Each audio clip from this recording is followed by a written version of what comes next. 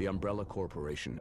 Are tying from there, and what ties to this Umbrella Corp and stuff, and what I go through, what I noted down last night, of analysing the video, was like the secondary target and stuff they were going for, these Millennium Dome robbers, and what was going on, what I saw on the camera footage of what didn't look like ARU, Response Unit, Met Police, was basically, the gear they were wearing, it was like olive drab or some kind of body armour, even the gear, the helmets, etc. They looked more like military based, like, what tied to stars, Umbrella Corp owned, or some kind of spec up swoop himself. Like I said, I've never seen any kind of armed police force in Britain wearing what they were, gear-wise.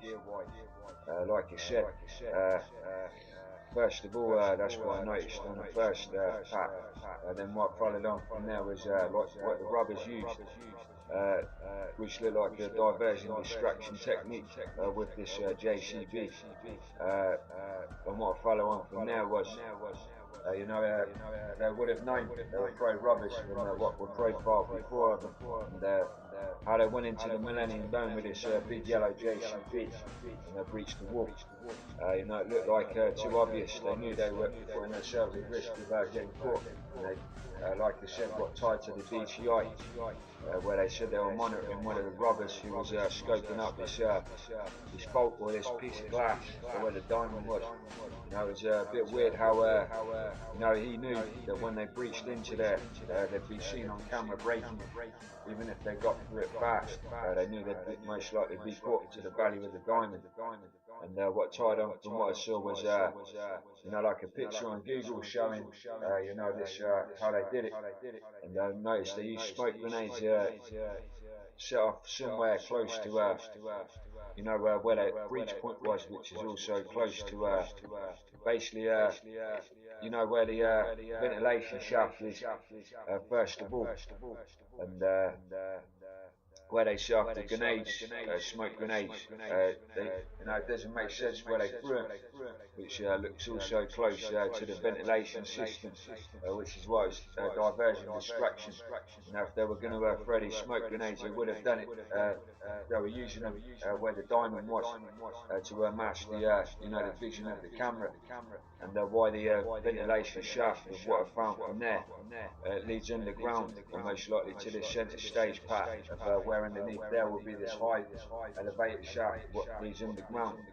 Like I said, where type from this picture was basically, they would have used the one man who was doing that as the distraction to put himself at risk, while the others, what looked like they came via boat through the Thames, would have used where the ventilation shaft was close to the smoke grenade to get through to the height. What I was saying before was, this height would be like Area 51 about London. High security. Professional robbers would know they wouldn't be able to get through whatever security system they would have. But if they knew there was a ventilation system that led down where to that high entrance was, they'd most likely know they'd get through there that way. And the only way they'd think of getting through would be that ventilation system. Would explain the distraction diversion, and as to what their priority was. The secondary target was whatever's in that high, more than this £200 million diamond. And that's the way I was seeing it. It didn't make sense from the picture I found, where they were showing every single robber was trying to get through the glass. And what it shows on the footage on the program is one of the robbers, and not the other ones. One was caught on the boat, and what I refer back to the JCB. If they were lucky, they could have got two men in the cabin there, which means the others, the rest of the couple or several, obviously came in another way. And the only place I could think was the speedboat, and where they took one of the second entry points, while the JCB distracted the police and security whilst they tried to get through the ventilation shaft. It points out to what was leading from there, and what ties to what I was saying about some kind of possible military private spec ops, something like STARS, or even the SAS being involved, protecting whatever they were really going for, and that's why they needed something that crazy. Like I said, the DCI, he said that they could take on anything, and you know, he said it very broadly how he said it. You know, they were just going for something as minor as a diamond in this supposed small Millennium Dome, you know, which is very important. Why did they go to levels of that? Unless they know it's something similar to what Area 51 USA side would do, i.e. protecting something high priority and security. And this all ties to the obviousness of this hive underneath the dome in London. You know, it's obviously something high security, and as I said, highly secret. The only reason why, you know, like it's in the ground facility, the hive underneath the dome isn't known, is due to the cover-ups and the subtlety of how they did it. You know what they hid behind its real purpose. But you've got to see it as a similar application, you know, to the how you see Area 51 in the States, as to what I'd see the hive underneath the Millennium Dome. This is how I went from there anyway. The guns look similar to what the AAU use. It looked like an MP5 stuck on one of the soldiers, but even their posture as well on one of the freeze frames. It looks more like a soldier pose posture, let alone the gear was too heavy. It looked like heavy armor or something, along with olive drab and stuff. The helmets, they looked more military style spec ops to what the AAU used too. And like I said, all of these things tie. You know, if you look at the AAU that actually stopped the robbers on the other footage, you know, you can see the difference as well in the gear. And you know, they look like their standard AAU. And as I said, those freeze frames, what I saw said a lot about what tied to the DCI, mentioning 300 men. I might suspect it was like a private military, something like what they call stars in Corp or spec ops, based on that one, which is why I pointed that out. Like I said, the Ebola T virus, like you were saying about the spread rate of it, when I looked at what it did in West Africa and how quick that spread amongst the populations, it took out about 70% of Sierra Leone, 40% of Liberia, and 20 of the other, New Guinea or something. And what I was trying to put across was the spread rate was very quick and depopulation of each country, which are very smaller. What I tied to it, those things spread out in Britain, or you know, a continent like Central or Eastern Europe, the spread rate times capacity of populations.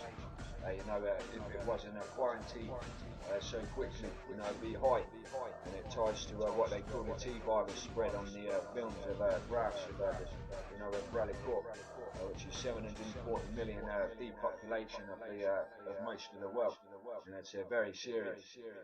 Like I said, what it shows is about several months or so of you know, depopulation spread rates of those three countries in West Africa, and this is where I went from there, you know, in regards of, say, this Ebola, whatever you want to call it, which I call T virus. You know, basically if that spreads across the continent, North America, Eastern Central Europe, anywhere, basically, you know, that would spread very fast. And what the smaller countries of Africa showed, you know, and a smaller capacity of populations, if expanded across Africa, I'm sure it would have depopulated that country very quick. You know, it's very serious in terms of what ties to the Umbrella Corp's graph of the T virus from the films. It didn't say how quick it took, but it says 740 million people infected. You know, you just, as I said, I'm not a mathematician or stuff, but it's not hard to tell from those terms. You know, if you applicate it to a bigger population or a continent, and it said a lot in regards of where it goes. Like I said, you imagine tourists, where London is a very, very highly popular place for tourists. Now you imagine tourists actually from other parts of Britain visiting, or you know, people work out of London. Let alone tourists from Japan, from anywhere, Eastern Central Europe, America. Now, 2 days or more it takes to kick in. They go out back to their hometown, to their home countries. that would depopulate very fast, it would spread. As soon as those people who would end up being carriers of that virus left the country, left the capital city, wherever they went, that would outbreak in those areas. And if not quarantined, or deliberately not quarantined, wherever those people went back to, it would cause a lot of devastation, and what would tie back to the 740 million depopulation graph of our umbrella corp. Very quick, depopulator of the human race from control. Ebola, as it would be shown, or what they call the T virus umbrella corp. Then I was going in a little bit more into the Ebola T virus similarities. What I went through there was what they were saying, similar, like tied to the Red Queen from the Umbrella Corp team, and also the one of the research videos from the airborne signs and what regards Ebola was. It depends on its environment or condition as to how it affects its subjects. The T virus escaped into the air conditioning system, and an uncontrolled pattern of infection began. The virus is protean, changing from liquid to airborne to blood transmission, depending on its environment. This is T virus and Ebola, where basically it's colder weather conditions like the UK, somewhere like Canada, etc. It spreads better via air. What basically that was shown from the article. And where it's warmer Africa and stuff, it transfers better via liquid, saliva, blood, etc. It ties back to the Red Queen, where she says, depending on conditions, began. The virus is protean, changing from liquid to airborne to blood transmission, depending on its environment. It is really spread through bodily fluids, so saliva, blood, things like that. It can spread that way. So patients themselves, if they're identified as having Ebola, are quarantined until they hopefully get healthy, but obviously a lot of patients have been dying from this. So we know of it. It causes something known as hemorrhagic fever. Protect themselves. First of all, it's not airborne, because a lot of people believe Ebola is airborne, therefore coughing or something like that Protect could spread themselves. it. First of all, it's not airborne, because a lot of people believe Ebola is airborne, therefore coughing or something like that could spread it. Lethal experimental infections of rhesus monkeys by aerosolized Ebola virus. There has been much said in recent weeks on whether or not the Ebola virus could be transmitted through the air. The CDC, the WHO and the Obama administration have doubled down on the party line that it is not possible to transmit through the air. But after some diligent research this afternoon by the INTEB staff, we came across this paper of a study done with rhesus monkeys and the Ebola virus in 1995. The collective research components of NIH make up the largest biomedical research facility in the world. Conclusion: the United States-owned Medical Research Institute successfully proved that it is absolutely possible to transmit the Ebola virus through the air. The only difference in the transmission being that though the monkeys did die from airborne transmission, they did not exhibit the bleeding that non-airborne Ebola patients exhibit. The paper went on to say that the Ebola virus seems to be more easily transmitted in cold weather environments than a warm weather one. I know who you are. I know what you think you're doing. You don't want to get hurt. Keep your mouth shut and don't move a fucking muscle. The chimps are infected. They're highly contagious. They've been given an inhibitor. Infected with what? In order to cure, you must first understand. Infected with what? Rage. What the fuck is talking about? Get the gates open. No! Listen, you sick bastard. We're going and we're taking your torture victims with us. We're going to get you out of here. The animals are contagious. The infection is in their blood and saliva. One bite. Stop! You've no idea! And what refers back to this Ebola virus. That was in similarity from this film Umbrella Corp tied Resident Evil to Ebola and T virus. It gets more obvious to me the more I see through. It says a 2 to 22 day effect rate from Ebola. 28 days later it says what it says on there. 28 days to effect. It's only about 6 days different to the how this epidemic breaks out in London on the film, and to where 22 days is Ebola, and the similarities between what they say is the T virus to what they call rage in the film. the Cambridge lab.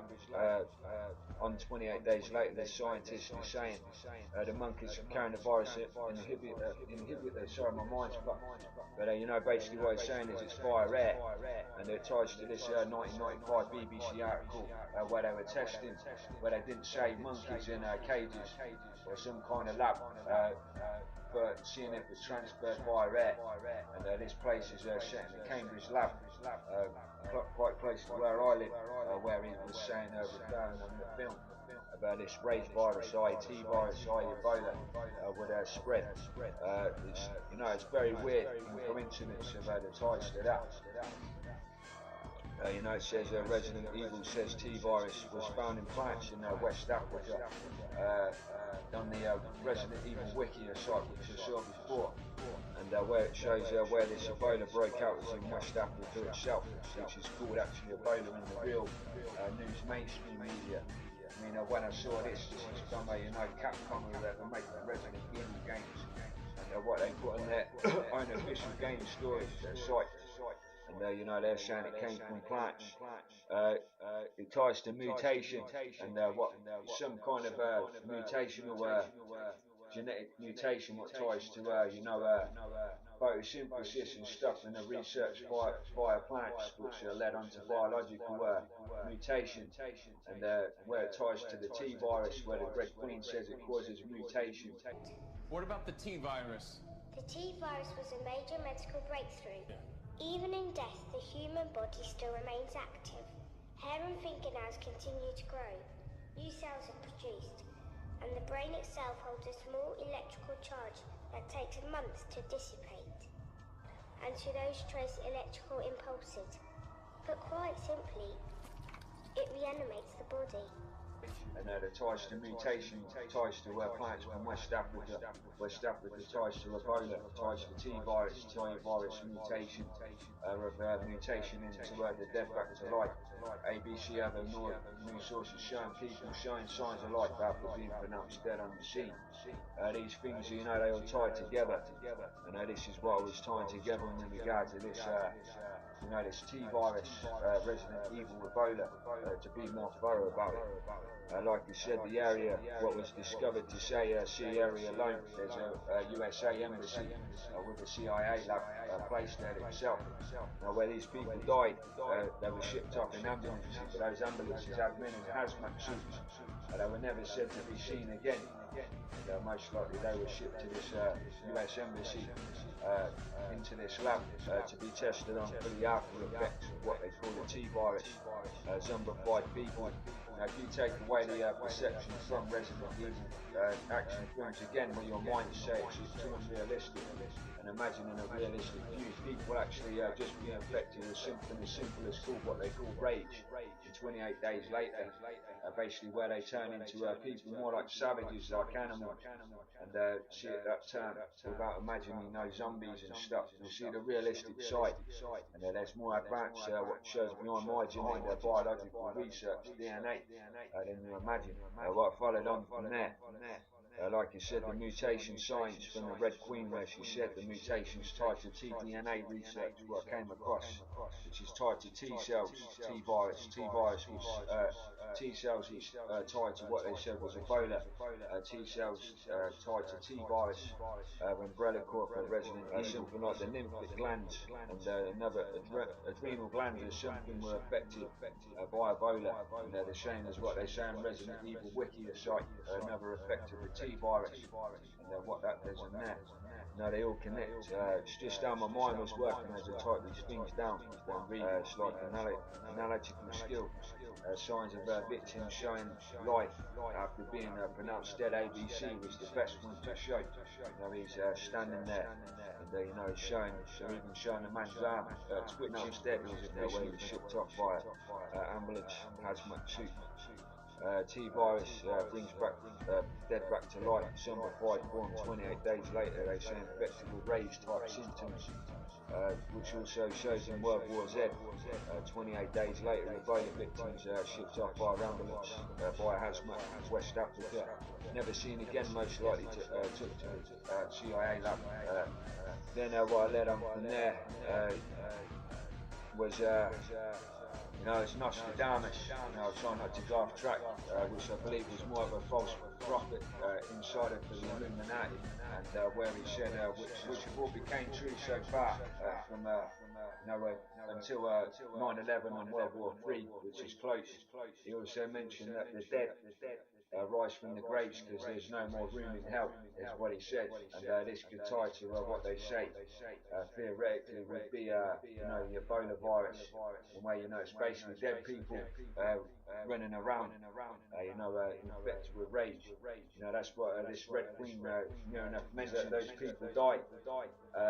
You know, they actually died, but it's something to do with this T virus, T cells.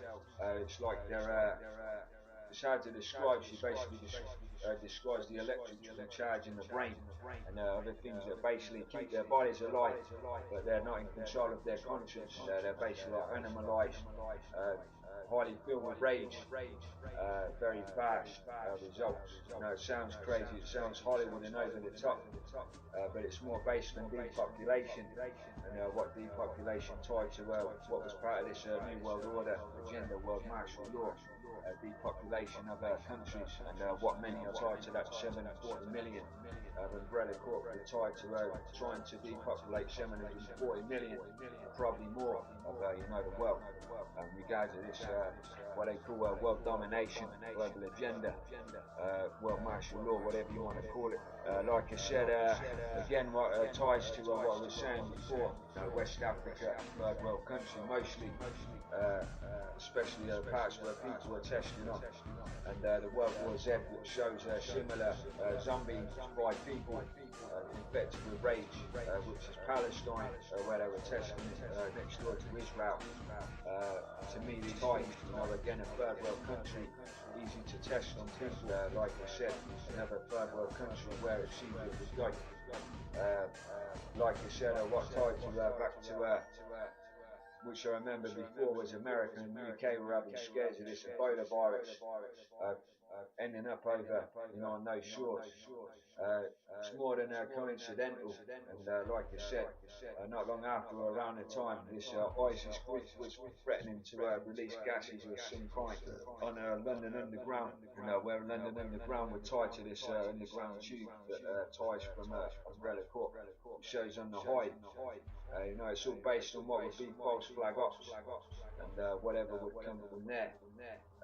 Like I said, it's more theoretic, but you know, there's ties in coincidence with those. What I tied on to chemtrails was also tested. The chemtrails, which was another thing that was tested in Britain around the time, is the London Underground, British government stuff. They were spraying chemtrails over Britain from northeast to southwest, I believe. It was E. coli and anthrax type chemical trails on UK civilians. What I found from one of the plane footage, which contradicts official government stories of this, you know, aerodynamic flow coming off the wings, was what this old plane, a bit like a Lancaster or something, was showing.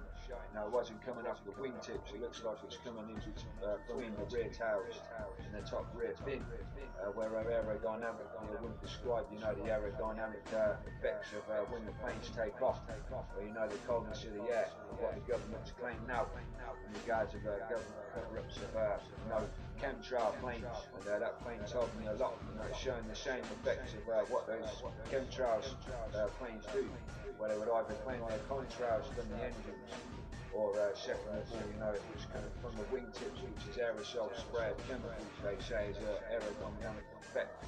Now, this World War II plane from that era and where the smoke was coming from contradicts all of those things. You know, a lot of forms. Like I said, it's also proof that what I said and what many people have been saying, chemtrails over our country and the rest of the world are chemtrails. You know, there's proof, relaying back to, and also the US government, that they were spraying chemical trails over countries before, which was exposed as much as the gases, to say that chemtrails do exist and they were tested. And when it was saying more than E. coli but anthrax type chemical trails, what would make you ask yourself if they were still using these kinds of chemicals or worse? Well, they're spraying not over Britain but America and most of the world. What I explained briefly was those things, they dissipate into the air, and what they do, because they have certain metals in them, uranium or some stuff like that, which is poisonous, they're still heavy and they de-elevate to the ground in the end. Just like raindrops, just a little bit lighter, and you will be breathing those in as much as everyone. God, imagine the Earth, as much as like the ozone layer is like a ceiling of smoke in a closed room circulating around. But in terms of a bigger scale of what these chemtrails are, poisonous gases, as to what the public are breathing this serious, whether it's tied to this Ebola or whatever that could be in this stuff, I don't know. All I know is what UN conference across stateside was showing, what I came across. Research showed that wildlife, plants to living forms, animals, were dying from whatever they found to discover to be chemtrails. Stateside was a serious concern, whatever they're spraying over our country, America, and most of the world, to question about what's in them. Good afternoon, ladies and gentlemen, Mr. Chairman. It is a pleasure to be here to speak with all of you today. One of the things that I would like to say is that we are in a global drumbeat right at the moment talking about climate change and global warming. One of the things that is affected by climate change is agriculture. But some of what we are seeing is man-made, but man-made in a different way than you may guess. Weather modification programs, experimental ones done by private companies, done by the United States government, done by states across the United States, are underway. There's more than 50 of them in operation across the United States. All of these impact agriculture because they change the microclimates needed for agriculture to survive. None of these programs that I know of today, and this is all public record, are available at any time with oversight, agricultural oversight or public oversight. These programs impact agriculture, and there are programs around the world. International corporations are modifying our weather all the time, and they're modifying it in ways that cover thousands and thousands of square miles. Most of it is chemically altered, so that what happens is that we are putting chemicals, ground-based chemicals that are shot into the air, or chemicals coming from airplanes that change and modify our weather. So one of the things that I'm concerned about and that we need to address in the future is how these programs are impacting microclimates needed for our crops to survive and needed for pollination. If we change the growing season, the pollinators may not survive, and also our crops, our flowers, and our tree crops may not get the pollination needed. And so what happens is that many times we're talking about artificially putting chemicals like sulfur or particulates into the atmosphere in what they call geoengineering schemes to reduce and help the planet, supposedly. Studies at the University of Illinois on corn crop production show reductions. Without the process of photosynthesis, whereby plants from direct sunlight gain the energy to grow, to produce crops, we are going to find ourselves, if we mitigate in that direction, impacting the crop production not only here in the United States, but worldwide. One of the things that is impacting crop production right now in the United States and reducing photosynthesis and also impacting the ability of solar power panels to generate the type of power that they should is persistent jet contrails. NASA talks about persistent jet contrails as exacerbating global warming because they trap warmth in the atmosphere when they produce cirrus and man-made clouds. NASA also talks about that these aircraft leaving persistent contrails are changing our climate.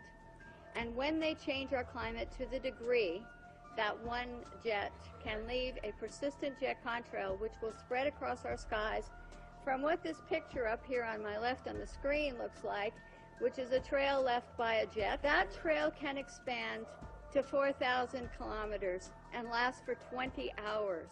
How do you like your skies, natural or man-made? And right now, we are making man-made clouds, and this is trapping warmth in our atmosphere.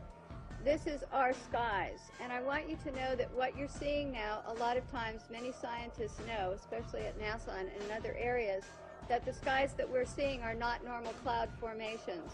These are man-made, and we reduce photosynthesis, which is going to impact agriculture. The pictures look odd. The formations don't look like normal clouds that people have seen before historically, to where they form into these different types of cloud formations. All of you can start looking up and seeing this. What happens is that there are experiments, and there's a color, you can see some color in this photograph. And part of what we're doing also is we're sending up canisters. The United States government, NASA, the U.S. Air Force, is sending up canisters into the atmosphere filled with chemicals to modify and experiment with our ionosphere.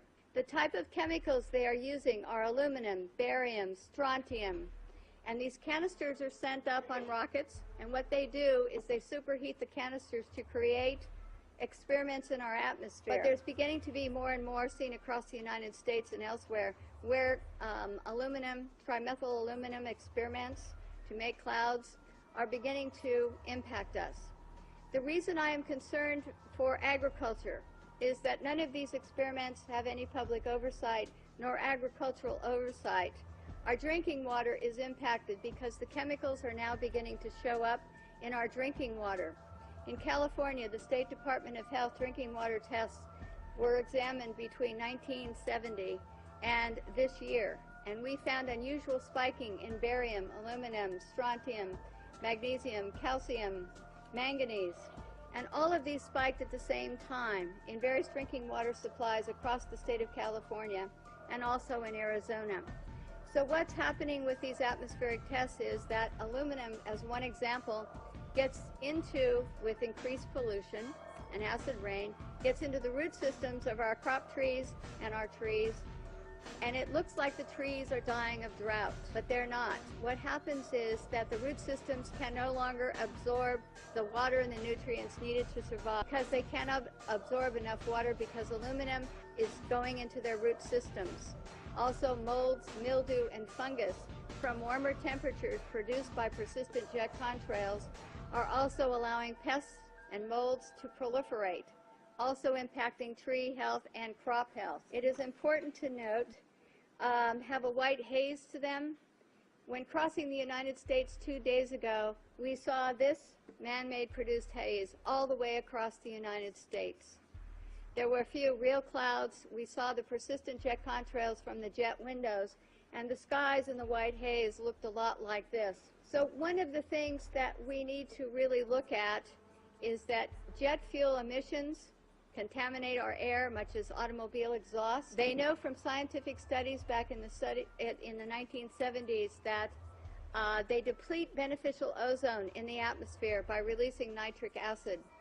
What we're going to have is we're going to have a pea soup up there of chemicals which are going to be detrimental to our health. One of the things that we're talking about as mitigation is to go into geoengineering plans which add more chemicals to our atmosphere, which are going to get into our drinking water supplies, which are going to get into our soils, which are going to impact our trees. Seeing the pictures coming in from across the United States and other countries, we're finding that there's beginning to be an impact from all of these programs and all the chemicals in our skies. And so one of the things we need to think about and work for is reducing pollution. Alan Buckman from the California State Department in Fish and Game talked about microbes, and they're important to the environment. And our skies are doing with atmospheric heating and testing, we don't know, but the chemicals are showing up in our drinking water. Just what I showed you today is beginning to impact crop production in the United States. And we're seeing higher UV radiation that is burning the tips of our trees and our plants. Chemtrail, stateside, which is also a serious concern, whatever they're spraying over our country, America and most of the world. It's a question about what's in it. Like I said, the Umbrella Corp logo, the one I found, which is on one of my videos, it's like it shows a dome shape of the U, you know, on top of the letter U, and it ties to, you know, the dome. Like I said, Lord Rogers, who was the architect of the dome, he actually said the architectural shape of the dome is based on the umbrella design itself. And like I said, when he used the word umbrella as the, you know, the architectural design, and you tie back to Umbrella Corp and what I've been saying so far, to me it becomes more obvious, and in my eyes anyway, as it was ages ago, the similarities between Resident Evil and 28 Days Later. First Resident Evil, Alice, she wakes up, you know, in a shower, and like I said, where at least from there is, you know, like zombies and stuff. This dude on 28 Days Later, similar situation, he wakes up in a hospital, and you know, he leads on to see what it's a similar kind of scenario, and you know, these things tied to me. Well, you got to imagine if you wanted to see those films 28 days later and stuff, it's like a subtle, sinister scenario example of an epidemic, you know, just subtly put across as entertainment in the eyes of the public as a film, which also would make money for the people who made them. DNA films made 28 days later, but like I said, it's very, very serious stuff. And like I said, whatever you want to call it, T-virus, which would be seen as a joke, but more realistic in terms of Ebola, whatever it is, if it spread amongst London and wasn't contaminated or quarantined, you know, it would cause the kind of depopulation in 28 days later. It's that serious. Like I said, you've got to imagine T-virus. Now, it's where your perception will change based on the film ties, psychologically. Now, if this Ebola was called T-virus in the news, and Ebola was the name of the virus in the Resident Evil films, it would be the other way around. So sometimes you can get misconceptions based on perceptions, and you just got to take away that to tie into the seriousness of it. Millennium Experience logo, similar to the Monsanto logo as well. It's near enough the same. It's got a side or whatever you call it. You know, if you look at that, also the colouring and stuff is similar to Monsanto. Monsanto is tied to Bill Gates, Melinda Gates, Microsoft, which is also a corporation like Umbrella, tied to the vaccines for Ebola in West Africa. Like I said, is a rich owner of a software company, and wherever his ties with it, he would want to invest to make more money, as any businessman would, into a big corporation like Umbrella Corp. Like I said, Tesco and Sky were known investors if the Millennium Dome when it opened. And if you tie to its real use, which looks like an underground lab, where the CEOs of both companies, Tesco and Sky, would know more themselves. As much as Bill Gates, it would explain why they invested into it more than what it was supposed to be in the eyes of the public. There are a few more investors in that company as well. In the eyes of businessmen, without being sexist, maybe business women. You know, business itself is to make more money. The only thing I condemn about what seems to be the dome is what it's based on, evil and stuff. Like I said, 28 days later, it says it's an epidemic, and like what I tied back to, Shuttle wanted to see that it would be an example. It said Ebola is an epidemic. 28 weeks later, shows the Spec Ops team, most likely Umbrella Corp's STARS team. It says they're said to be under mind control, which I heard mind control soldiers. Ties to USA's DARPA, who use brain implants for their super soldiers. And what I said, what ties to the 47 theory. DARPA's 47th chromosome, which they discovered, and their agent is called Agent 47, and now you know it's genetically advanced. 47th chromosome, Agent 47, where the barcode's placed on the back of his head is the same location where they put these microchips on their DARPA super soldiers, and what all connected to that. Like I said, I wouldn't be surprised if DARPA has involvement beyond what goes on with this Umbrella Corp. Like I said, 47 was said to be the most successful genetically modified result of all their clones. You know, these all tie back to 28 days later, set in London. where the epidemic breaks out, similarities to the T virus by Umbrella Corp, which ties to Ebola. Symptoms all time physical effects of the body between Ebola and T virus. And what I'll explain through what ties back to Umbrella is 47 Umbrella Corp genetic research. The only people who would be able to make someone so advanced using lab testing and stuff. Like I said, the mind control soldiers on 28 days late in their connection. Like I said, ties to the ARPA, and all these things connect together to me. You know what, I'll lead on from 47, and what seems to be what it would be known as Batman, or you know, bat genes of a bat, possibly a rat, and possibly genes of extraterrestrials, tied to what I saw on a GCHQ website that popped up on my screen. What I also saw again was something I saw before with this 007 attention span of a fly, and you know, like the fast reflex reaction. Have you ever seen a film called The Fly Itself, which shows a man that is very fast reflex wise. Like I said, I'll leave from there. Like I said, it says on the wiki site 47 has the genes of 5 men, but I was thinking, could it be just the genes of one man? But you know, the rest could be the you know, the other 4 genes would be bat genes, rat genes, some kind of extraterrestrial genes, and like I said, possibly a fly. It sounds insane. Like I said, I don't know if it's possible to mix like a mammal, which is humans' genes, compared to a rat, bat, which are also kind of mammal, with some kind of fly, like genes of a fly, extraterrestrial. Like you said, you'd be surprised, and where people are covered up from the existence of extraterrestrial life is where Area 51 know more themselves, stateside, the ARPA, etc. If they actually have genes of or have been testing with extraterrestrial life. But there's a reason what ties to what they say is 47 being their most successful and advanced clone of all of their designs, and what's behind it. They wouldn't be surprised if they mixed more than just bat genes with human in regards of their scientific research, and whether it be possible.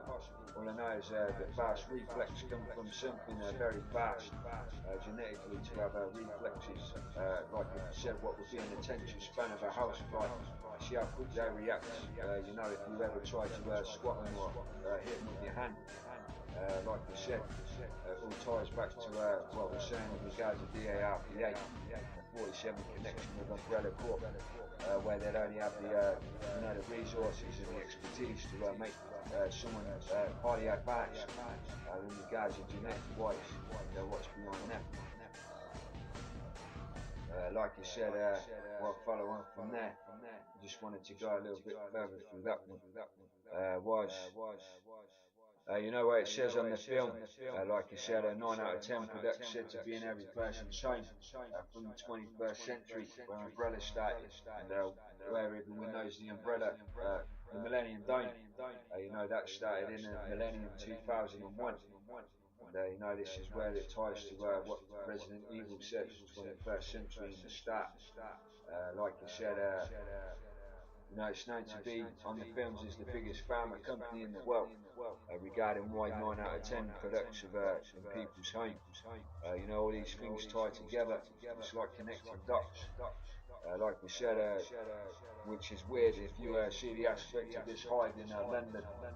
You know, the mansion, which is sent for someone else, saying the mansion shows similarities to the Buckingham Palace in London.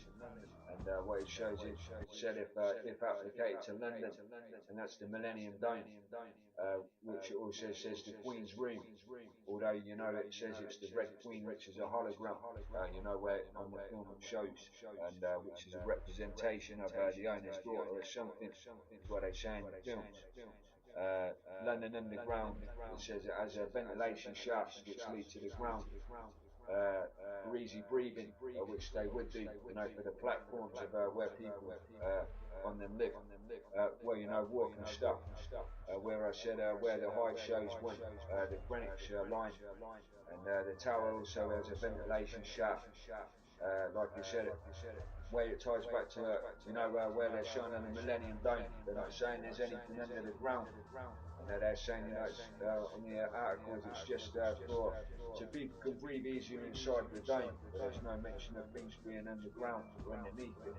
What ties back to ventilation shafts for anything underground miners, coals, or even underground tunnels, is why I'd ask why they've got one in the dome, if there's nothing underneath, because this would tie to there being a lab under there, and for those people in that high underground laboratory to be able to breathe, needing that ventilation shaft there in the first place, which ties to whereabouts those rubbers seem to set up grenades, and most likely we're trying to find access to, in my opinion. Like the pharma companies, which is short for pharmaceutical. People got that one wrong. As I said, one of the biggest money makers in the world, they're poison profits. If you have ever had meds, they make you worse, like antidepressants and stuff. Then they make you better. Look at the side effects list. The USA, UK general public, you pay for pharmaceutical drugs. Even if you're on benefits like me, when you're giving them for free, the taxpayers will pay for them, and it still goes back to the people who own those drugs, pharmaceutical companies, and they're a very big, huge money maker, and no matter where in the world. Umbrella Corp, which is a corporation, where all corporations are very rich themselves. It would be a good money maker for them. Plus the O2 Arena, like I previously mentioned, where they'd have it open to the public, and it would be a double bonus in terms. You'd be making money, for public displays or shows, but also at the same time not to derive suspicion from the public as to why it's still there if unused. That would be their bonus as well. Why they still carried on doing what they're doing underneath there. That would be the mind of the kind of people who would do that if you basically wanted to cover up what's really going on. And it becomes more obvious, which is why I was typing this down last night, going for the video. Like I said, next to the Thames, and what I saw was a bird's eye view. It's next to the Thames, there's a helipad, there's a harbour there, there's road access, there's underground tube access. Now in the terms of the hive, what it's really about, the supply drops of whatever they need. It's a perfect place for what they were doing, because it's really mainly out of the sight of the public. When I went there, I saw it was as a child, and while they're doing things without people realising, they'd have access via air, water, road, train. Be perfect, for what they're really doing under there in their eyes, as to why they put it there, and the fact that it's out of the sight of the public. Where it says, like I said, where Ebola breaks out in London on 28 days later. I can't remember where it said it mentioned, which is what I wanted to find out. But it looks like a settled scenario, like I said, of a real T-virus / Ebola outbreak epidemic. And this would show the real effects if it happened in London, and the depopulation of London, and what tied to the rapid depopulation of West Africa, and how quick it depopulated those parts of Africa very quickly, if uncontrolled as it was there, which I believe was it deliberately. 28 days later shows the real side of what will happen, what would happen if it's ever released there. Like what you see on there is hardly anyone alive, many more infected, and it shows actually the whole nation or country. These signs which ties back to people from overseas or out of London, of how it would have depopulated from 28 days later story.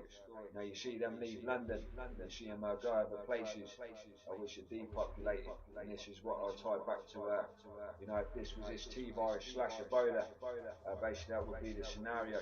People who came to visit London for a day, from out of town or out of the country, wherever they went, they would have took it with them, and that would have spread amongst those towns or cities and stuff or areas, and that's how easy this Ebola / T-virus would spread and depopulate a nation or continent so quickly.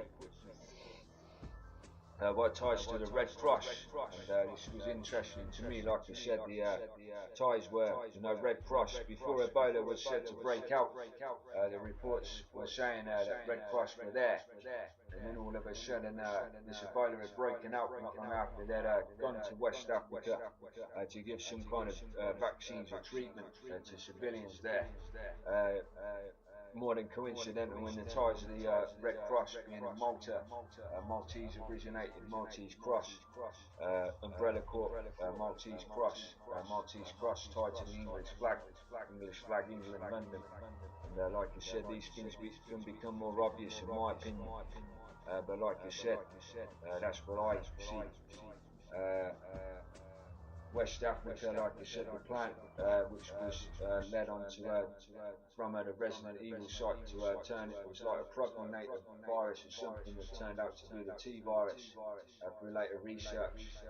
That's what the Resident Evil site was saying, which I came across before and remembered. And like I said, where this Ebola's broken out West Africa, it's more than coincidental to me. There's a Lord Spencer on the Resident Evil Wiki site, who's the owner or part of the main CEO of this Umbrella Corp, architect or main person or close person mainly behind the design of the Millennium Dome, Lord Rogers.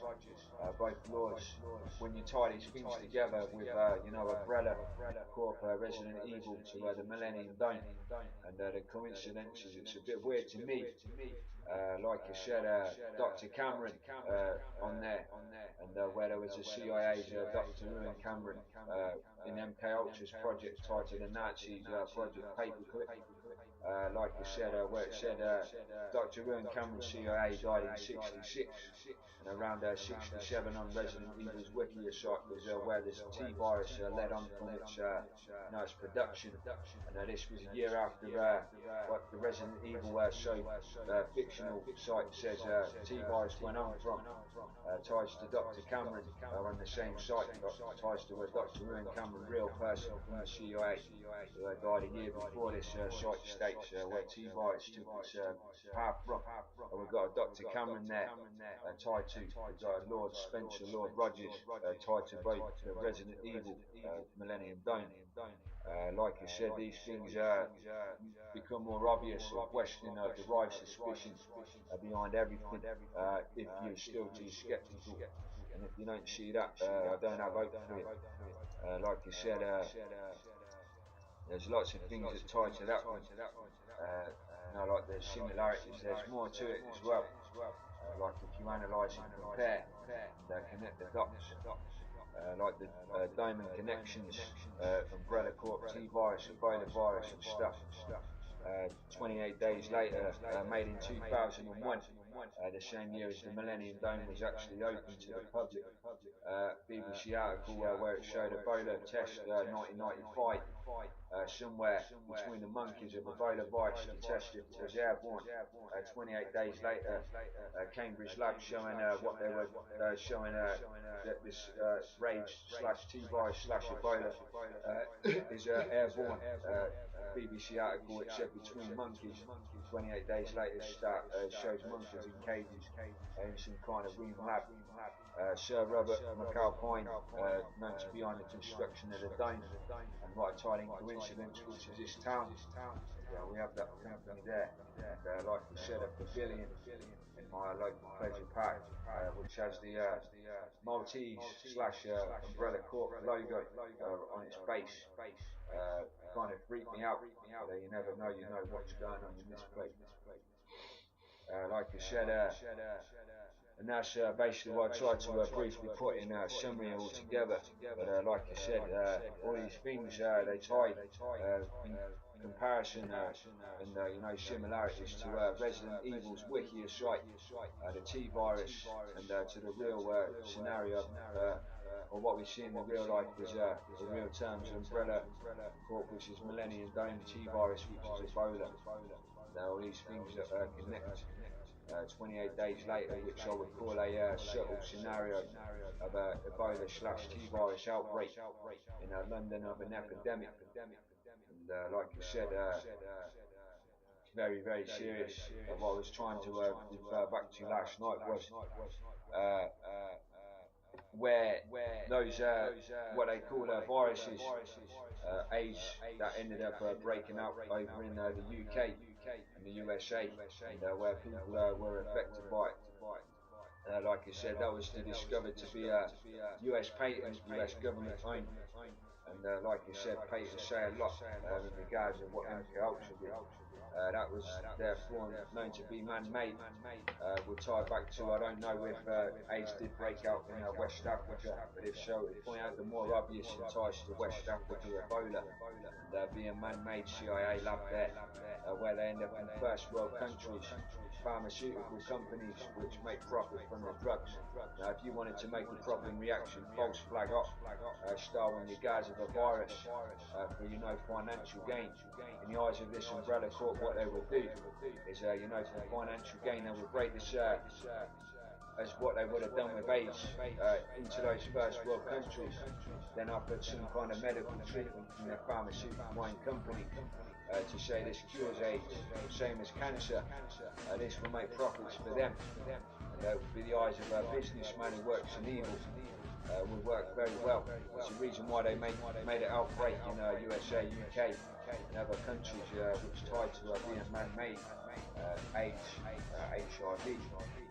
Cancer may be also the same one, based on what they're making cancer by Cancer Research UK or anything else.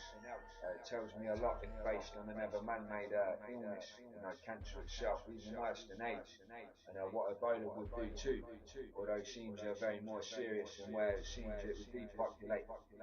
Like I said, what I question about Cancer Research UK and many others is based on why it's poison profit and man-made, why they were very adamant not to use cannabis oil, natural cures, which proved to be more effective in curing cancer, but yet to offer drugs that were less likely to save or cure victims of cancer itself, unless they were making money off it. Like I said, I don't know if cancer's been known to be tied back to any kind of government to be a man-made disease, but AIDS was, and that's a very serious one. Like I said, so why the chances of cancer and Ebola being.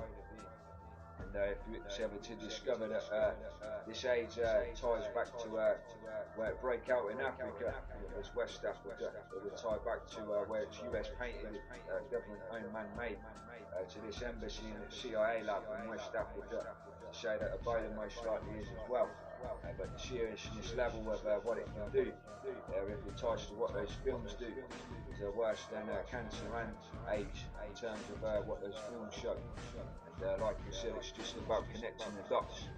And the reason why these first two would be cancer and AIDS would be financial false flag viruses to make money for profits. There's no other reason behind them. They don't make people better. They're man-made viruses. And there would be no other reason behind them. And they were tied to pharmaceutical companies, which would be most likely this known umbrella corp, most likely Millennium Dome, where they have a lab underneath there. It's very, very serious stuff. If there is stuff going underneath there, and the kind of stuff they have access to what they're doing. And that kind of place, it really does need to be found out and shut down if it is. Like I said, so you've got to see it, Area 51 of Britain, and it's highly secret. Area 51 was never known, supposed to be known of, or heard of until it was exposed. Made to be known. Like I said, they're very adamant to stop people ever finding out what they're doing under there, or its actual location, stateside, and what ties to how this was never known or suspected. What I've been talking about says a lot of what's going on underneath that dome. And like I said, they'll be listening now. And, I don't know if they'll find a way to block this from YouTube views, or keep it any way they can sabotage. It from being publicly known. Like I said, at least I'm aware if no one else ever is to find out about it. Like you said, it really is evil in regards of what I suspect is going on under there. I lead on from here. This ties to Umbrella Corp. And what I was going to leave a brief thing on that. Don't know if I remember mentioning it why, like audio recording. So I was very fast. You like watching it?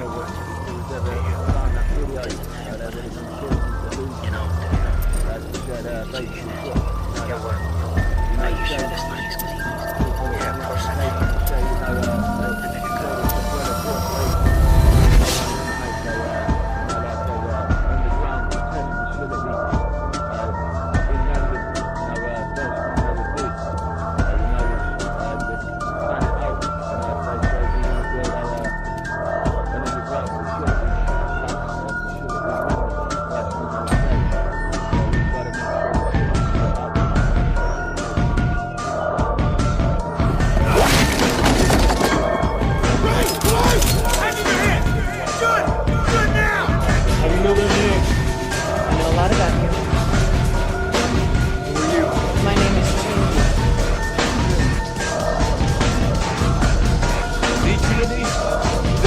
That was a long time ago.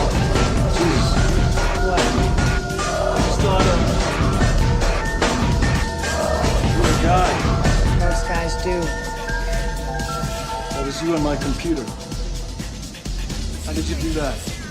Right now, all I can tell you is that you're in danger. I brought you here to warn you. What? They're watching. Who is? Please just listen. I know what you've been doing. I know why you hardly sleep, why you live alone, and why night after night you sit at your computer. I was looking for an answer. It's the question that drives us. It's the question that brought you here. You know the question, just as I did. The answer is out there. It's looking for you.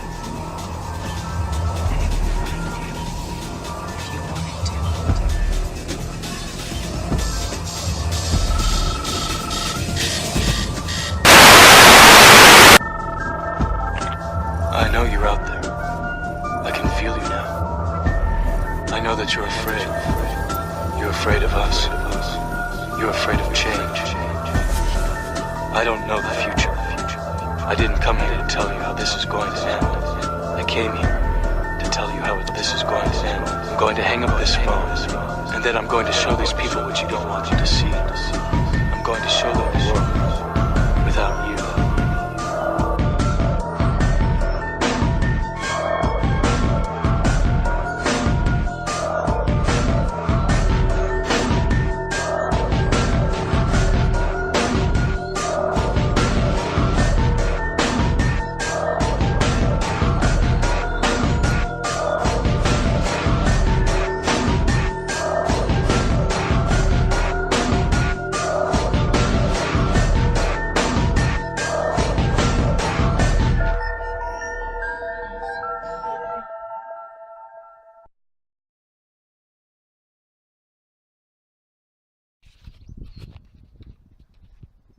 What you can see up there is, contract. They call them contrails.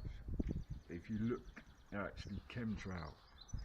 And the difference between the both is, that they say contrails are vapor. That's not vapor.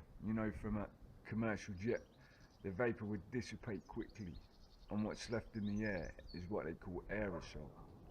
You see it everywhere. See right over there. You can see that. That's real clouds there, and over there. See those forms? They are what you call chemicals, and they dissipate into the air and they stay there, and they spread. And that's where you could tell the difference between chemtrails, chemical aerosol trails, and contrails.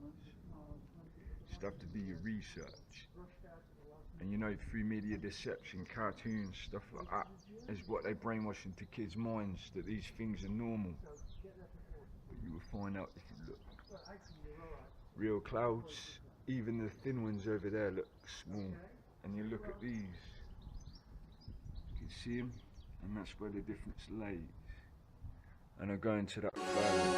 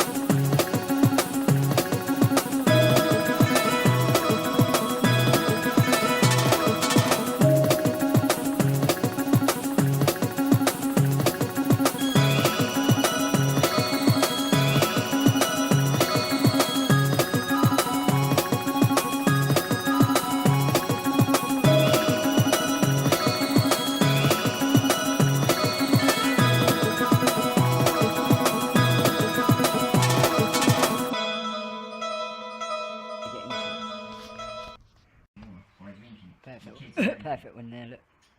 See up there. And you see this one? See this one here? You can see it right there. That's not a cloud. That there's a cloud, right? Like that. You see that? That's the that's basically the you know, the chemtrails, and they're spreading out into the air, dissipating into the air. And it's all geoengineering. But what, you know, it's like aluminiums and metals and lots of other a lot of other stuff, and eventually that, you know, because it's metal, it's heavy, it takes a while, but it reaches the earth, and as soon as it hits the earth and it's down there, people are breathing that in. You see that? It dissipates in the air. And I see these every day, always over my house, especially when they fly over, but it is being done all across the world. Until people realise that, the more people will keep breathing it in.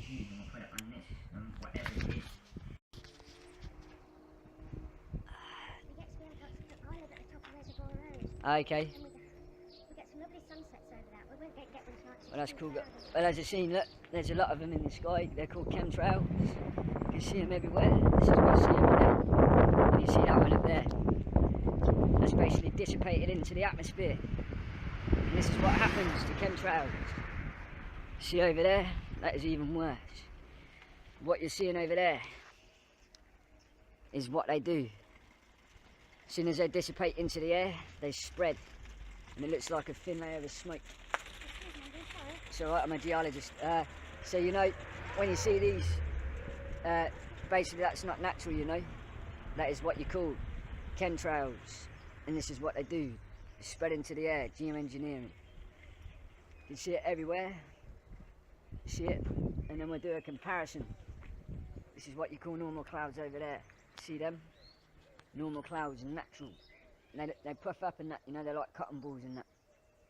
And then what you see there, you see that? You see that one over there? That's what's just been sprayed into the air from a commercial sized jet, but it's actually carrying aerosol equipment that dissipates, actually puts these aerosols into the air. Stage 2 of what happens is there, where it starts to dissipate into the air. Stage 3 is something like that. See that one there? That's where it starts to spread even further apart. Like a lady's legs in a porno, right? Put a little bit of sexual innuendo in it, or joking it. And then over there, this is what happens. Final stage of it. It eventually spreads like that. It's bad, ain't it? And people are breathing these in as soon as they hit the floor.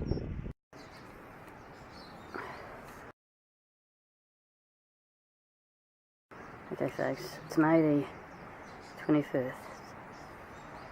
We've got QS63 doing chemtrail. It's crossing a bay. And it's a pretty bad one too. VHOJM is registration number.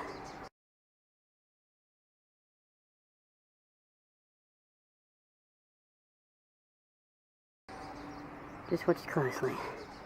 This trail may turn off. 30,000 feet on May the 21st.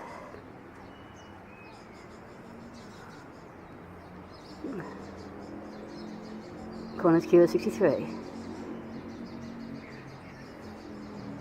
Just watching it closely, folks. Doing a pretty nasty chemtrail, but we just keep a... This is a really bad one, actually. This is shocking.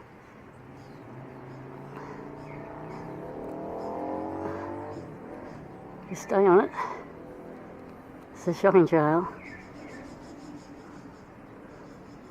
From Corner's QS63 on May the 21st, 2014.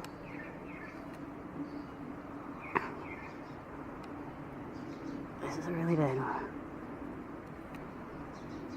You can hear it too, it's quite loud. It usually means they're puffing out the chemtrails when it's this loud.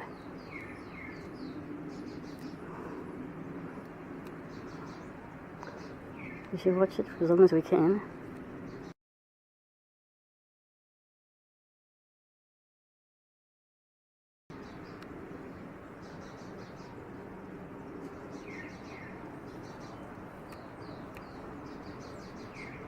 This trail stopped. Turned it off. You see that, folks? Turn his trail off. Look at that, folks, it turned its trail off. The dirty shit. Turn it off. Right over our heads. See you there, folks. The dirty shit. Look at the trail it made. Look at that. The trail came on over here. See? Sprayed its aerosols right there. If you watch it, that went over. Over. Look at this. Thick and lingering, and then it suddenly stopped there. Dirty piece of shit, and dissipated in the clouds. Sunday morning, 12th of April. The time is 7:15.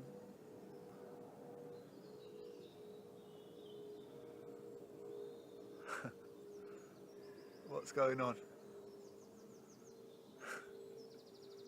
This is ridiculous.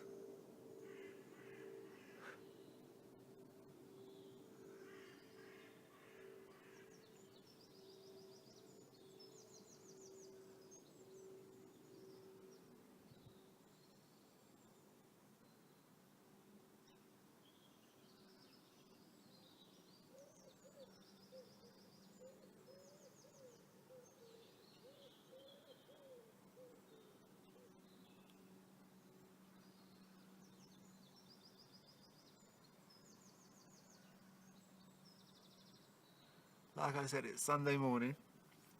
It's 7:15. It's the 12th of April, 2015.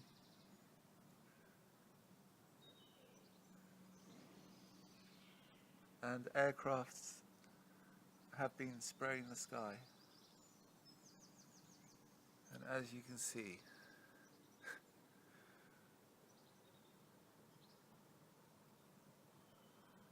it would be a clear blue sky unless it was for these aircraft.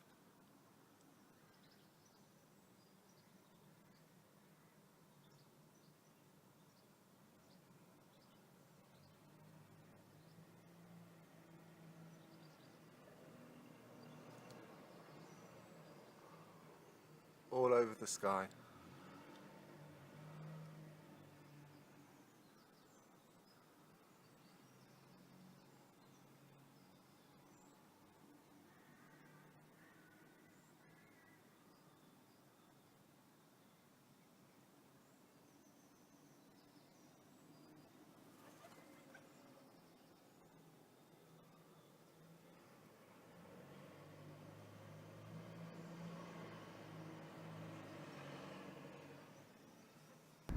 You know what I put across on is you know, with basically sorry, getting distracted.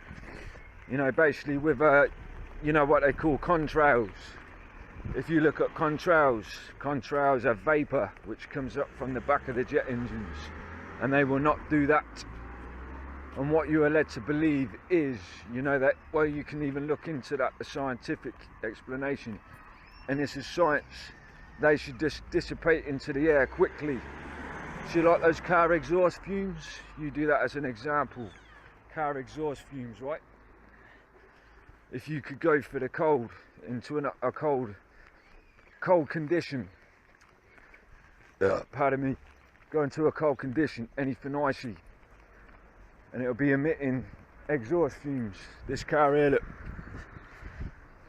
And whatever happens after that, hey dear my friend, whatever happens after that, you know, it dissipates into the air quickly. Doesn't last long. So when it comes to these things they call chemtrails or contrails that they're supposed to do, you know, they won't do what they do in that video. You know, they should just disappear. So when you see these things they call contrails, it is a blatant lie. I've got some more over there. You can see them. These are results of contrails. You know, when you're walking around, basically what happens is, like I said, the little bits of aluminium, lots of things like that, very light, but there's still metal.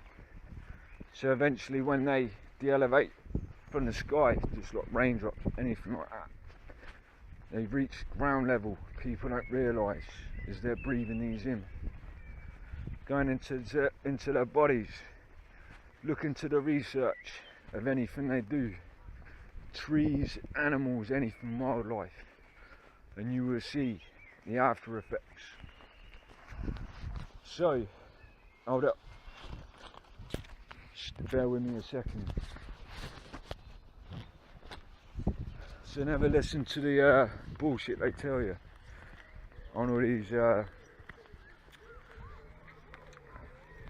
whatever the fuck they're called, you know, like these conspiracy sites and shit, because they will tell you bullshit, and the more you realise that. How you doing, my friend? How you doing? So you know, this is where people get the confusion laid in, because they will sit there and accept whatever they're told. And this is what I'm telling you. So you know, when you're a scientist, honest one, and you look for this, well, you will know as much as I do. I'm not even a scientist, and this is what I can work out myself, just from the simple things, you know. So yeah, you know, when you were told, basically, you know, contrails, simply put, example, you drive any car with an exhaust through, you know, a cold environment like what you see in the sky, and you could take away what you can't see on the ground and what those vapors would leave, like for a jet engine. It wouldn't be what you see in the atmosphere, what you see. I mean, look at that. I can see it all up there, and that's not normal. I mean, what we can do as an example, if you can look through, you know, like logs and stuff like that, of you know, stuff like pictures, videos, anything from years and years ago, you know, probably 40s, 50s and that. You look through there and films, you know, news footage of anything showing the sky, and you will not see what I'm seeing right now. Look at that. This is insane. Look, it is everywhere. See it? See those thin layers? It's like a thin layer of smoke. See it? You can see it everywhere. Take a good look. And this is over Ketchum in Northamptonshire, United Kingdom. Look at that. It spreads so insane. All of that stuff that you see above. I mean, right there. Around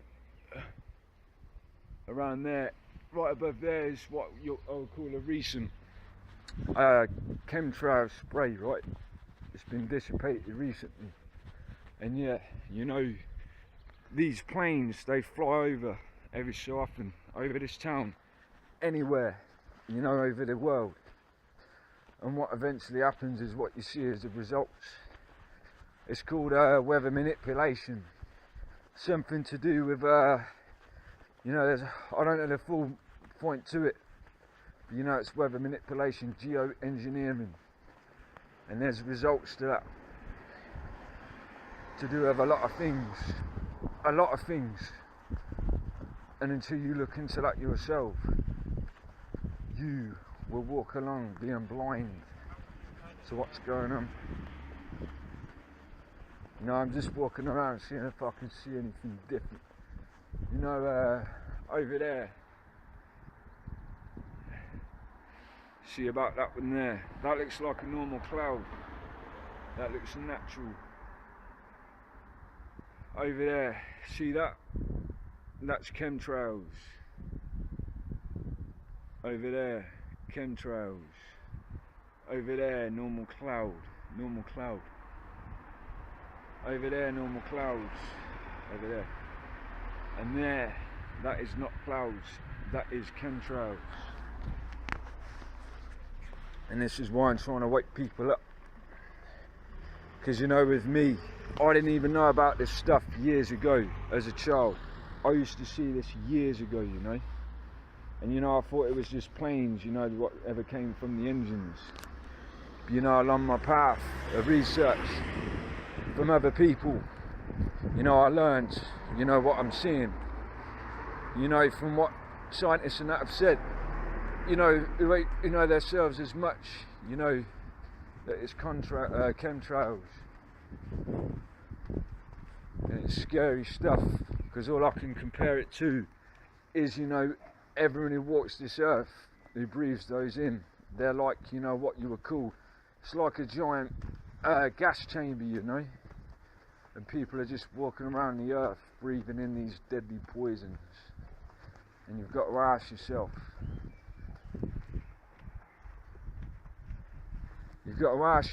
right, you know, do you really want to walk around in the world, you know, being you know, walking around breathing in poison? Because, you know, simply put, and I always use this as a reference, you know, as they say, somebody think of the children. You know, if you're a parent, and I ain't even one, you know, you've got to ask yourself, do you like the thought of your children walking around breathing in these poisons? I mean, I try and find what I found from the research of it, you know, like scientists and that. You know, basically what they did as a study, like my friend, you know, as a study, she's showing, you know, these areas what were known to be very heavily sprayed with chemtrails. You know, the wildlife in the area and that, you know, the trees, everything, trees, even animals and that, you know, they were dying. And you know, animals, mammals, biological living things, no different to humans, shall get the same health effects as these animals did. Cancers, very, very loads of bad things.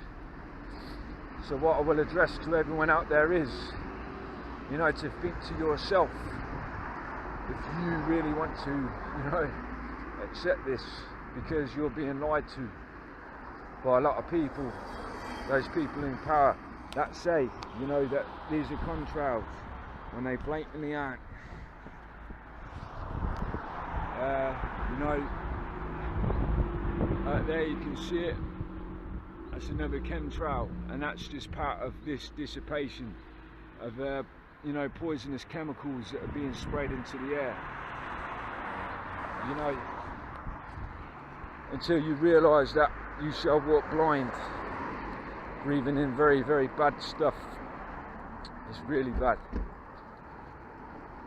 So yeah, it's something, you know, that people need to learn from. And until they do, you know, well, you just be breathing in all this shit. You know, the ironic thing is they talk about chemical weapons and that, and how, you know, all these terrorists and that, you know, they're carrying them and that, and they're trying to stop them. And yet these governments who are in charge of these, they are flying around, you know, actually doing the same thing to everyone. And no one even realises that. So yeah, you know, I like to address this to everyone, to say, look, you know, you can take the choice of standing up for your rights and saying, look, we know what's going on, and you know it's not fair on us, or, you know, you can carry on being blind to it. So it's like, my friend, you know, and that's a very... How a CFM 56-7B turbofan engine works.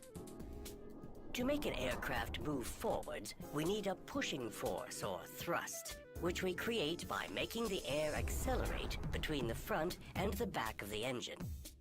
This is basically done by the large fan at the front of the engine, through which air passes at a high rate. These are the various components of the CFM 56-7B.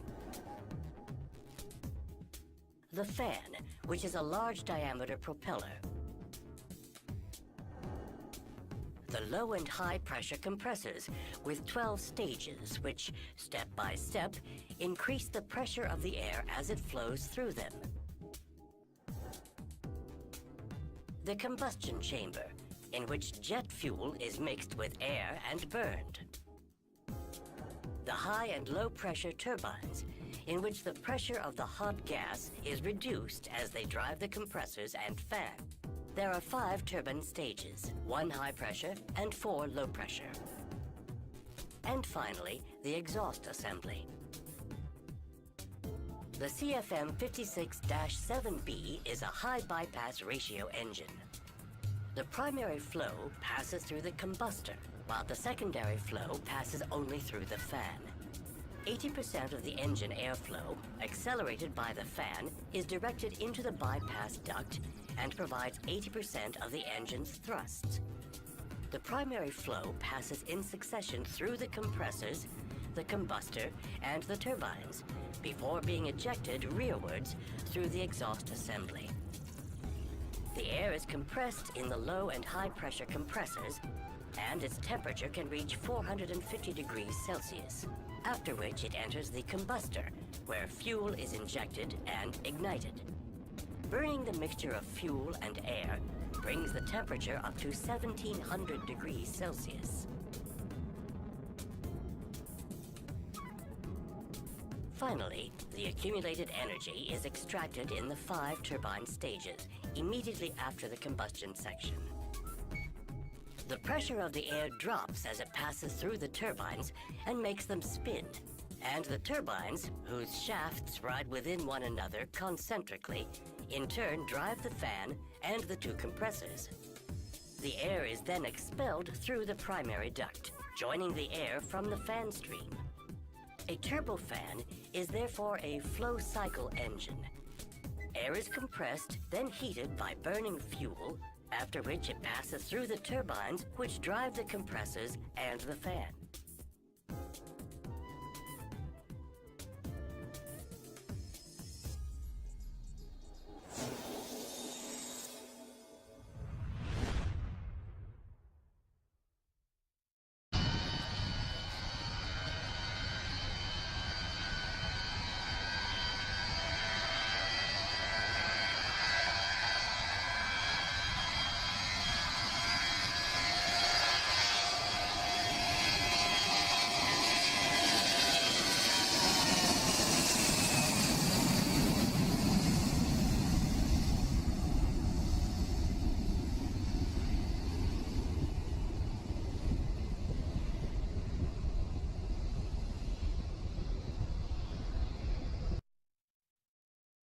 chest goes in here like this. Now we're going to work as a team. I'm going to hold it here. You're going to put some pressure inside. Ready? Ready to go? So pump it down. All right. You're going to do that about 1,000 times, all right? So keep on going. This is an area of high pressure, and as you're pumping it in here, we have high pressure, right? That high pressure is causing those molecules to now start to heat up. I think you're good. You ready for this? Watch this. Don't take your eyes off the bottle. Watch. 3, 2, 1. Oh, sure enough. Isn't that amazing? That is amazing. And there is your cloud in the bottle. Instant cloud. So we had all of those particulates, that were in there, and we had the moisture that was there condensed. That high pressure went to low pressure, and immediately when we did that, we had condensation. So now watch. Ready? See the cloud in there? Let's go backwards. Let's now add a high pressure front. Ready? So high pressure. Ready? High pressure coming in now. Isn't this nice? And the Isn't cloud. that just great? Look at that. This, you know what? Just This amazing. is a great Isn't science that great? experiment, and It's it requires very few tools And- outside of your $20 adapter. That And you get now a workout with this as well. And Isn't that, kinda and nice there? kids are exercising as There well. you go. Now, is that really? Is it like Ace Hardware or, yeah, or absolutely. anybody? Yeah, Or just a little tire stem and a valve stem. Now again, when we let go, high pressure to low pressure. back to the cup. And there it is. Isn't that pretty? That is a great experiment. And it's a I little bit must faster. say. Again, just using the rubbing alcohol, all we're trying to do is to get evaporation as fast as we can. And then look at the little puff out here. Isn't that kind of fun? So we get that little cloud that's sitting there. And as always, I put it up on the website. Yes, and we'll get it. Well, I know we'll get a lot of phone calls on this. So all you do is go to the 4 o'clock page, look for As Seen on 4 o'clock at 9 News, and look for the colorful Spangler Science logo, and you'll find this experiment and all the other great experiments that Steve does on the show. I get no work done during the day. Never get any work done. People go, what are you?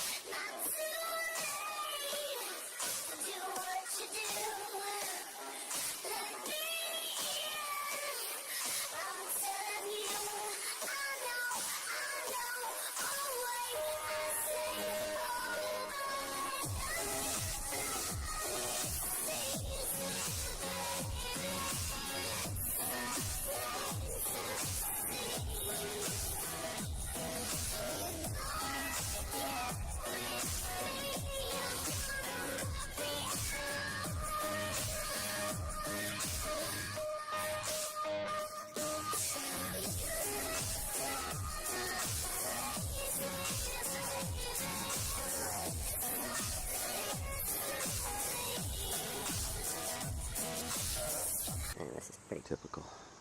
Quite typical. 325, check this. Alright, this is great. Watch this. It's a team of 2. Right? See the 2 trails? Notice the different color. One's blue, the other's brown. You can't see it? There are 2 of them right there. They're practically running into each other. See it? Right there? And right there. It's definitely magnetic powder, and I'm going to run in. Here comes another pair right behind them. See the collisions along the line? Okay. I don't want to waste a lot of tape. There's 2 of them. Those guys are right side by side. Right there. One kind of dissipating. Big boy. going the whole way. And they got a third one right behind them right there. So let's go see if any of these guys are on. That's totally a team. There were two teams.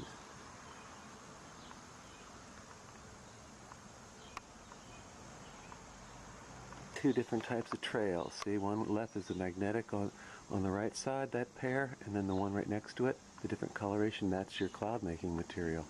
So let's go check in. Check it. See the different coloration? Like right next to each other, that's brownish and that's white. And then you can tell, you can actually see the shadow of the jet on the white slime, so it shows you they're right exactly there. Alright, that's a pretty good catch. Still not dissipating the other one. Right? How come one, you know what I mean? How can two of them stay forever and the other two just go right away? Huh? They're right all together. Just ran right inside. There we are. Hallelujah. There we go. Rome, Charlotte. There it is. U.S. Airways. This one. We don't have the pair, just one. Here's another one that might be one of them. From New York to Charlotte. It's right over me, so that's one of them. But their partners are not present. He's at 32, but it's not that guy. That's not the right path. Both the ones that we do have on, they had both had partners. They're both U.S.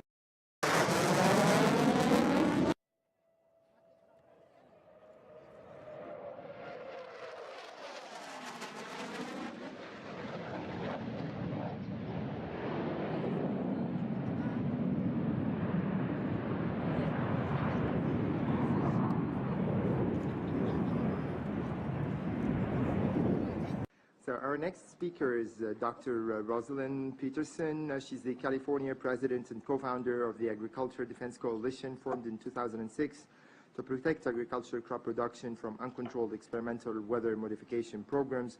A very interesting topic, you know, for a non-specialized person like myself.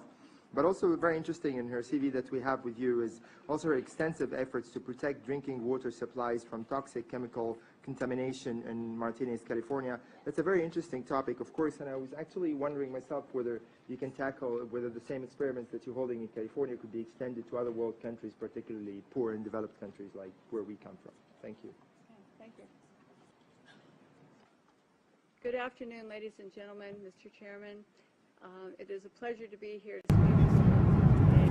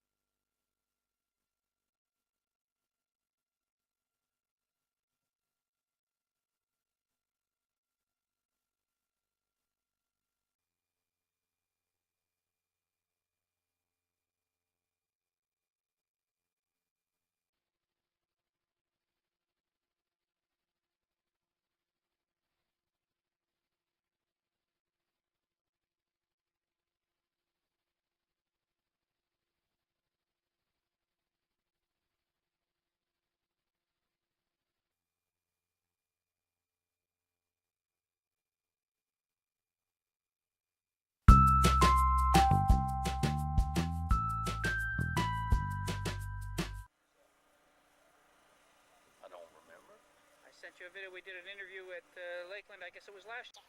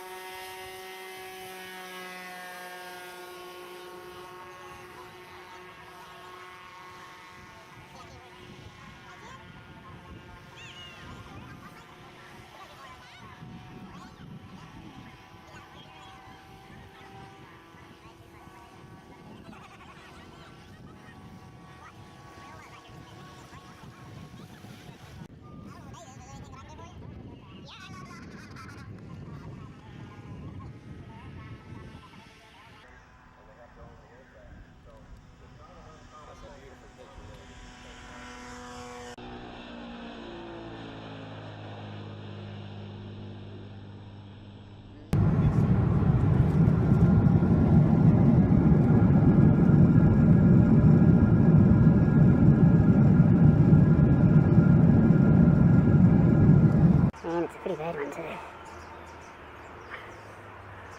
Big HOJ is a distraction number.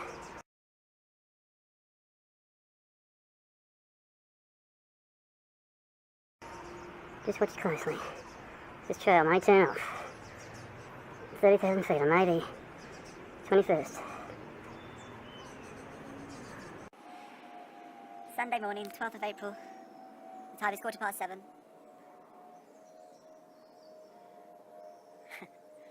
What's going on? This is ridiculous.